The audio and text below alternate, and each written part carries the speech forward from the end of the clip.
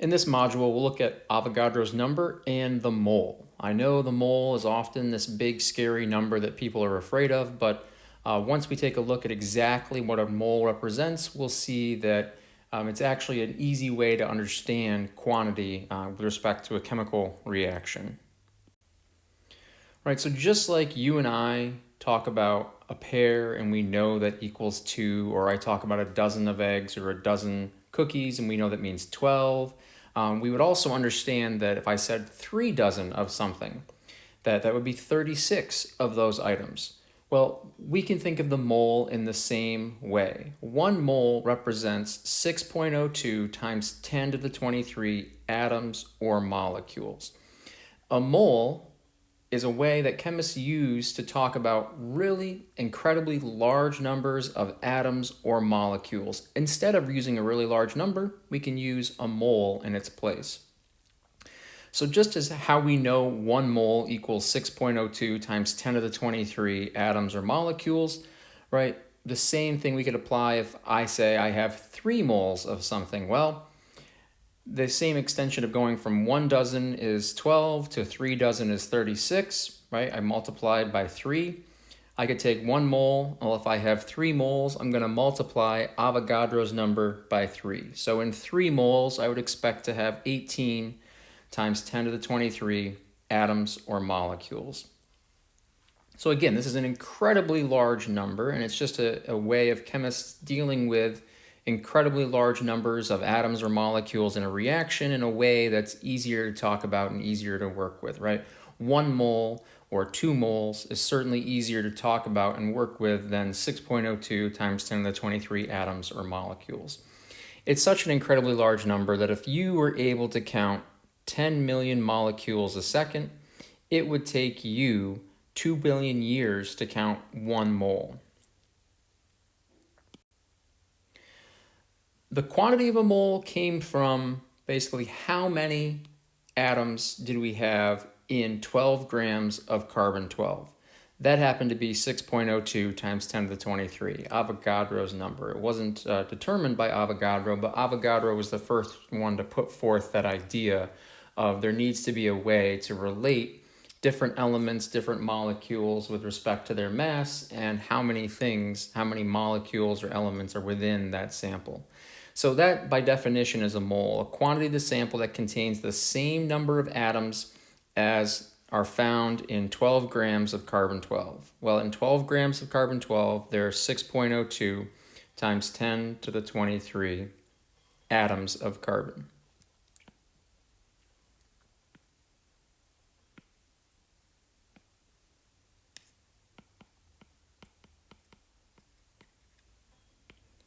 Atoms of carbon.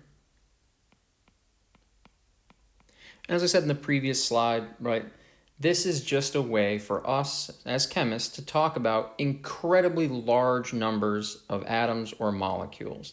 And we can also use that to relate mass of different substances, different elements or different molecules together.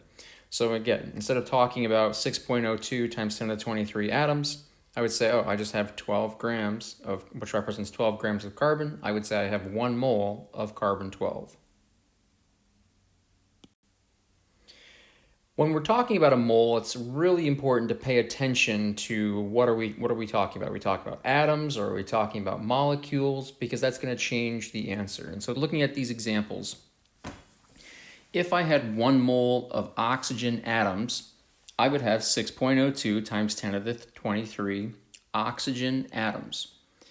That's different than a molecule of oxygen. A molecule of oxygen is O2. So if I had 1 mole of oxygen molecules, I would have 6.02 times 10 to the 23 oxygen molecules, which is O2. Now, if I asked you how many atoms of oxygen were in 1 mole of oxygen molecules, right, now to answer that question, if I had 1 mole of oxygen molecules, so 1 mole of O2, well, in every molecule of oxygen, right, you have 2 oxygens, 2 oxygen atoms. So 1 mole of molecular oxygen would be 6.02 times 10 to the 23 molecules of oxygen, and I know in every 1 molecule of oxygen I have 2 atoms of oxygen. And when I multiply, right, molecules of oxygen would cancel out. I multiply Avogadro's number 6.02 times 10 to the 23 by 2 to get approximately 1.2 times 10 to the 24 atoms of oxygen. So we always need to pay attention to what are we being asked. Am I being asked for atoms? Am I being asked for molecules? Because that can be very important to the answer of the question. So let's take a look at this question. How many sulfur atoms are present in 1 mole of aluminum sulfate? So if I take and look at aluminum sulfate, and we're asked for how many atoms of sulfur are present. Well, I know it can't be 1 sulfur atom because I have 1 mole of aluminum sulfate. So I have Avogadro's number of aluminum sulfate. I have 6.02 times 10 to the 23 molecules of aluminum sulfate.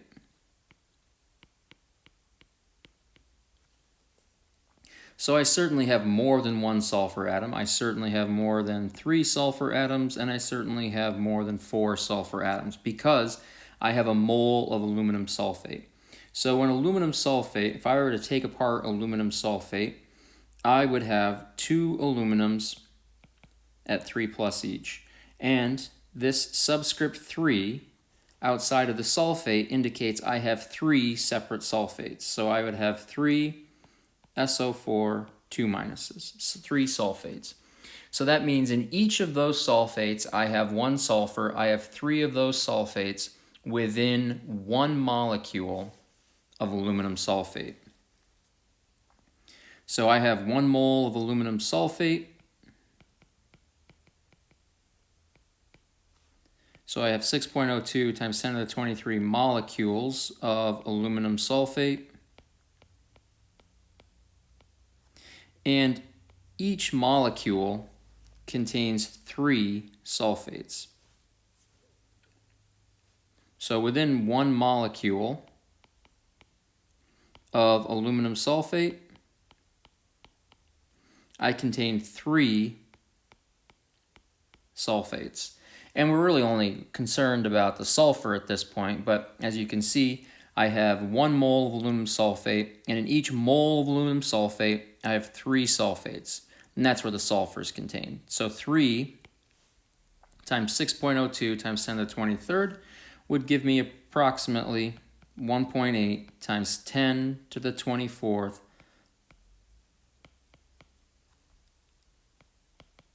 sulfates, and right, that would equal the number of sulfurs because I have 1 sulfur in each of those sulfates. So again, just be careful of what we're asked for. We're asked for how many atoms of sulfur within 1 mole of aluminum sulfate. So the answer should be choice E, 1.8 times 10 to the 24 sulfur atoms. How do we relate moles to mass for other items, right? So 1 mole is always 1 mole. 1 mole is always 6.02 times 10 to the 23. It's that many atoms, it's that many molecules, just depends on what am I asking about. What are we being asked for? Am I being asked for an atom? Am I being asked for molecules? However, how we can differentiate that in quantity with respect to other molecules or other elements is not all atoms have the same molecular weight, right? Not all molecules weigh the same. So the atomic weight of an element in atomic mass units, AMU, is equal to the mass in grams of 1 mole of that element. Because I started with 12 grams of carbon-12 is exactly 1 mole. So all we can do is we can go to the periodic table, we can look at the atomic mass, and that mass is equal to the mass in grams, right, that I would need to have 1 mole of that sample. So for example, oxygen. Its atomic mass is approximately 16 AMU. That means if you had 16 grams, you would have 1 mole of oxygen. Or we could look at lead, for example. Lead. The atomic weight of lead is approximately 207. So if you had a 207 AMU, so if you had 207 grams of lead, you would have 1 mole of lead. So we can go to the periodic table of the elements, look up the atomic weight of an element. That atomic weight in grams is equal to how much of that sample we need to have 1 mole of that sample. And here are just a few more examples of relating moles to mass, mass to mole. So if I had 1 mole of oxygen, remember oxygen is approximately 16 AMU, right? How much would 1 mole of oxygen weigh? Well, I would need to have 16 grams of oxygen to equal 1 mole. And this is important. That was for oxygen atoms. Oxygen molecules. Okay, I have a mole of oxygen molecules, which is O2. So I have 2 oxygens, right, per each molecule. So 2 times 16. So O2 would have a molecular weight of 32 AMU, and I would need to have 32 grams of molecular oxygen for 1 mole. 1 mole of water, right? Water is 18 AMU, oxygen is 16, hydrogen is approximately 1. So that means if I had 18 grams of water, I would have 1 mole of water. So now we can, given an element, we can look up the atomic weight. That weight in grams would be how much I would need to have a mole of that. And then for a molecule, we would add up what are the weights of all the elements in that molecule. That weight in grams is the amount I would need to have 1 mole of that sample. The previous slide, we focused on small elements and small molecules. We can also apply this to large molecules as well. And so remember, the molar mass is the mass of that sample in grams. I would need to have 1 mole of that substance. And remember, we're going to figure this out by looking at what is the atomic weight of each of those elements and the sum of those weights. And so we could look at something like glucose, C6H12O6, and to break that down, we would see that within that formula, I have 6 carbons, I have 12 hydrogens, and I have 6 oxygen. Carbon is 12 AMU approximately, hydrogen is 1 AMU approximately, and oxygen is 16 AMU approximately. So that means for my 12 carbons, right, the total atomic mass unit of having my 6 carbons at 12 AMU each, right, would be 72 AMU. My 12 hydrogens at 1 AMU each would be a total of 12 AMU, and my 6 oxygens at 16 AMU each would be 96 AMU, atomic mass units. So remember, this equals the mass in grams I would need to have, right, the same amount, to have 6 moles of carbon.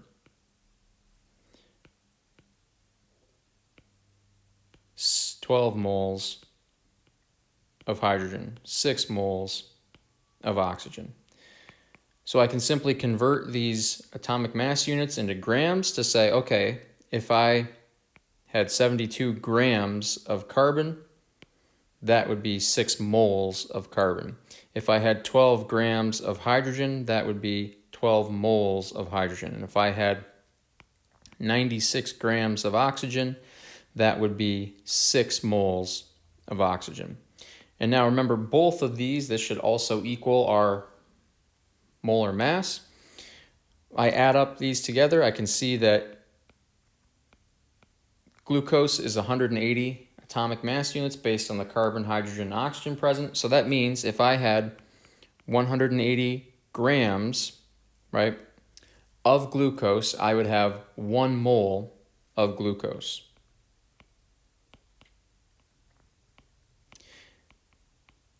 But within that 1 mole, right, I have 6 moles. Within that 1 mole of glucose, I have 6 moles of carbon, 12 moles of hydrogen, and 6 moles of oxygen.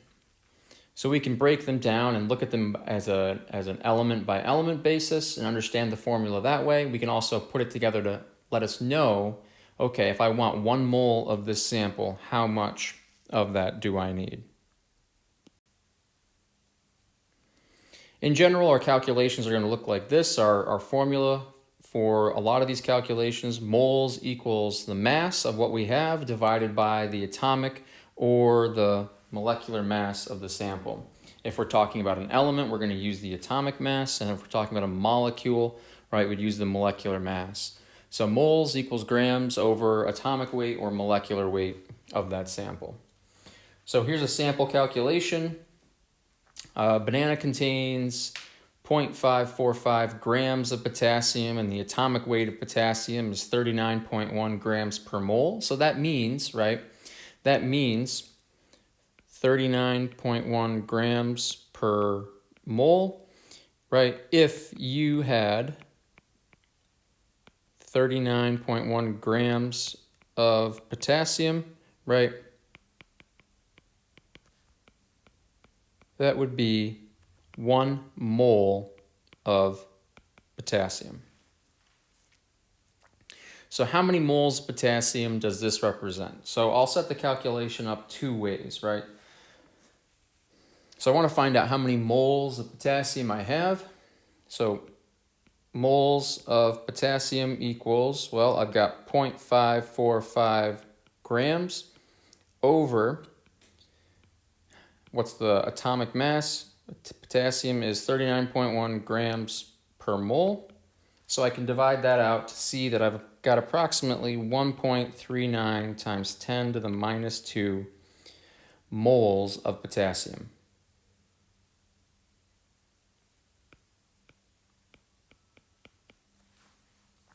To set it up another way, we're doing the same calculation, but it's taking a little bit more of an advantage on the dimensional analysis that we looked at earlier in the semester.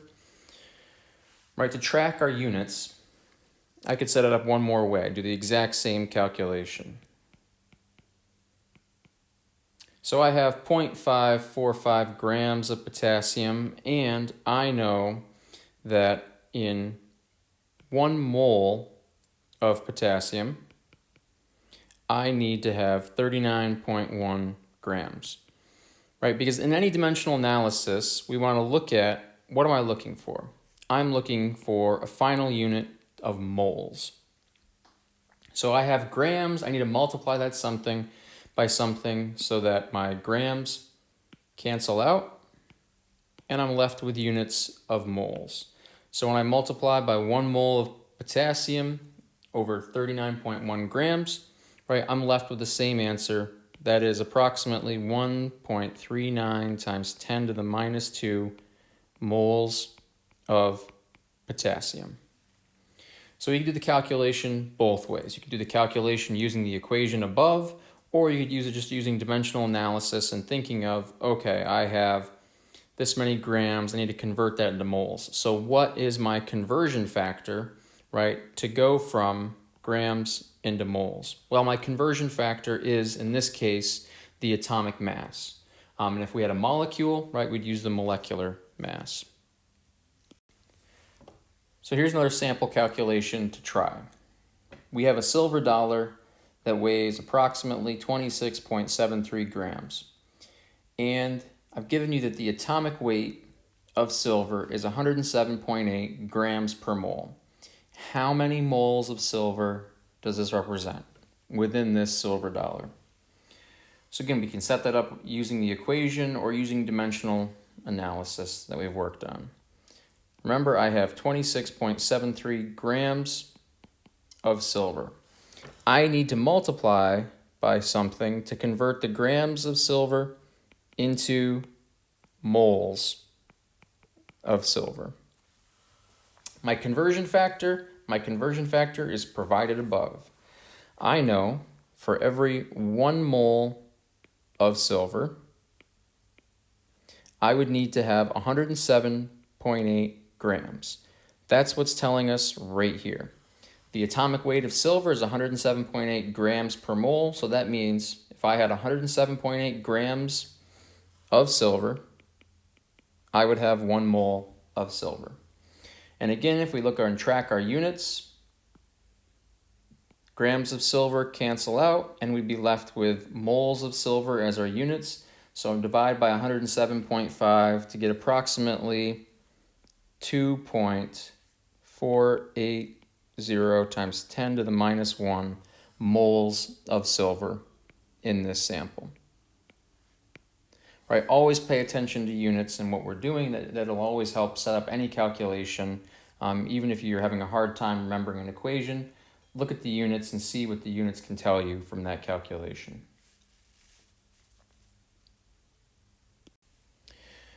We should be able to do these calculations both directions, right? I should be able to give you mass and ask you to find the moles in that sample, given the molecular weight or the atomic weight. If I give you moles, right, I should also be able to expect you to find the mass of that sample. So there are 1.42 moles of fructose, and the molecular weight of fructose is 180.2 grams per mole in a 2-liter bottle of Mountain Dew. How many grams does this represent? So again, we can think about this with respect to our dimensional analysis. I have 1.42 moles of fructose, and I want to multiply by something that gives me grams of fructose. Well, my conversion factor is provided right here. I know for every 1 mole of fructose, I will need to have 180.2 grams of fructose. So multiply 1.42, right, by 180.2 to see I'm going to need approximately 256 grams of fructose. During these calculations, we should always, anytime you come to an answer, you should always ask yourself a few key questions. Do my units make sense? In this case, yes, I'm asked for grams of fructose. What did I find? I used moles to find grams of fructose. The other thing you should ask yourself is, does my value make sense? I know if I had 1 mole of fructose, I would need to have at least 180 grams of fructose. I have more than 1 mole, so I should expect to have a larger mass than 180 grams. What do we see? We find 256 grams. So yes, we are a larger mass. That makes sense for the direction we're headed. We could even go a step further and say, okay, 101.42 moles is pretty close to 1.5 moles. So I should have at least 180 and then half of that again. So 180 plus 90 more, right? Where does that take us? That takes us pretty close to 270. We're just below that. And yeah, we are just below 1.5 moles. So yes, with respect to that, my answer, the value, the scale, the magnitude of my answer makes sense. Always some good questions to ask yourself after you finish any calculation. Do my units make sense? And does the magnitude of that number make sense with respect to what I'm asked to calculate? We can also use Avogadro's number. Sure, we can relate mass to moles and moles to mass given the elemental weight. or the molecular weight. We can also use Avogadro's number to tell us in a sample how many molecules or atoms are present, right? And so just as an example, right, 1 mole means in that sample I have Avogadro's number of atoms or molecules, 6.02 times 10 to the 23 atoms or molecules. So if I was talking about a sample of 1 mole of HCl, for example, that would represent 6.02 times 10 to the 23 HCl molecules. If I asked for a sample of 1 mole of iron, right, elemental iron, then that would be 6.02 times 10 to the 23 iron atoms, right, atoms of iron in that sample. So what does that mean, right? We should be able to go from moles to atoms or molecules. So taking from our previous calculation, on the previous slide, when we were working with the silver dollar, we determined that the silver dollar that weighed 26.73 grams contained 0.248 moles of silver. So how many atoms of silver does that contain? So again, setting it up with respect to our dimensional analysis, if I have 0.248 moles of silver, right, what does Avogadro's number tell us, right? I want to go from moles, I want to multiply by something that gives me atoms of silver.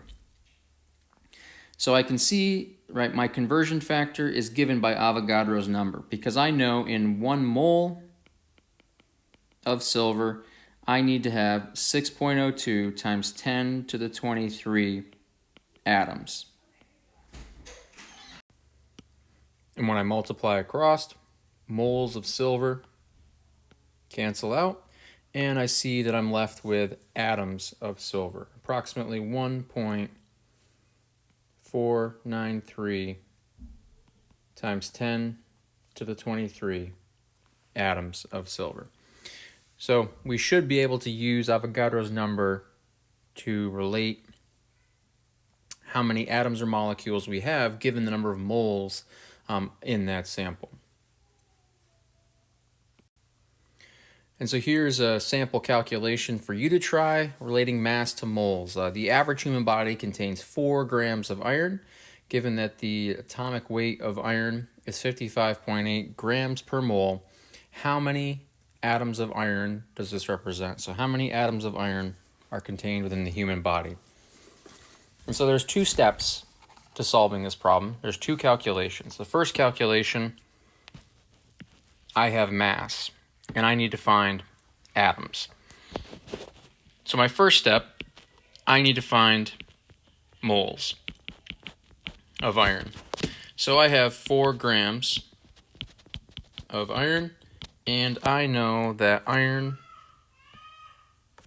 is 55.8 grams per 1 mole of iron. So divide 4 by 55.8, and I see that approximately 0.07168 moles of iron. Now that I know moles of iron, now I can find atoms of iron. Because I have 0.07168 moles of iron, and again, I want to multiply by something that allows me to go from moles to atoms of iron. So I know in 1 mole of iron, I have 6.02 times 10 to the 23 atoms of iron. So again, I multiply those units. Moles of iron cancel out, and I should be left with atoms of iron, approximately 4.3 times 10 to the 22 atoms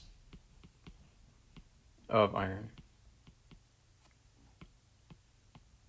So this calculation was a little bit more involved. We had to go from grams to moles, and then once we knew moles into the sample, I could use Avogadro's number to find out how many atoms in this sample. A little bit different calculation, but something we should also be able to think about. If 1/4 weighs 5.67 grams, what would be the weight of 1 mole of quarters? And in kilograms, just to add one more layer to this calculation, one more calculation that we'd have to do. So, right, again, there's going to be 2 steps to this calculation. Right, I'm going to have to find out the mass of 1 mole of quarters. And then after I do that, then I would have to convert that to kilograms.